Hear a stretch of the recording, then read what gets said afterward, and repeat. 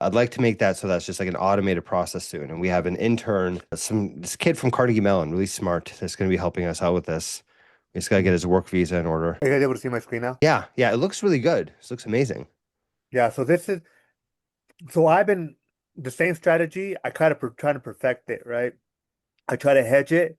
So even in September, I mean in October, when we saw that big dip in October, I was able to hedge it in right here. I was able to hedge it, and we still continued on.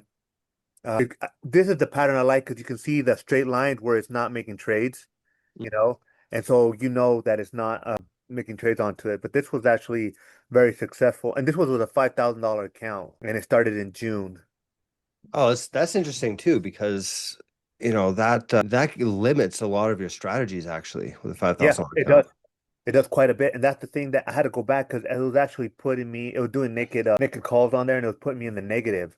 So I had to go Yeah, back in there and perfect that too because there was a lot of questions down. That's why I was saying the AI actually helped me identify that stuff and help me take those extra steps out so I don't make those negative calls and I don't go into the negative and not make negative stuff that won't be legal. amazing. Yeah, and so this is actually it turned out amazing. Like I said, this is my version 31. So you can tell I took the format cover call and I just did nothing but try to perfect it the whole week. Yeah, that's amazing. And So so what is now the trade then? So you have ADUR.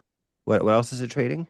yeah, so I have a list of I think 26 on here of stocks that I have that I believe have high potential that are going to come up with high government contracts coming up. So those are the ones that I picked, and these are the ones that I've actually gotten pretty well off this year too. So that's why I picked them. But I also have some other ones that I've been doing some research and saying, okay, you know what, it's going to do. One of my biggest one that I added is the company I work for, which is PureStorage. And the thing is that they're actually going to win a lot of these contracts with data centers because of the stuff, the actual product. What it does is you guys can. This is public information, so it doesn't on there. But what they do is they can take one drive can hold about 50 terabytes of data. And the beautiful thing about that is that since it's a drive and the way they structured the software onto it, it uses one third of electricity less than other storage arrays.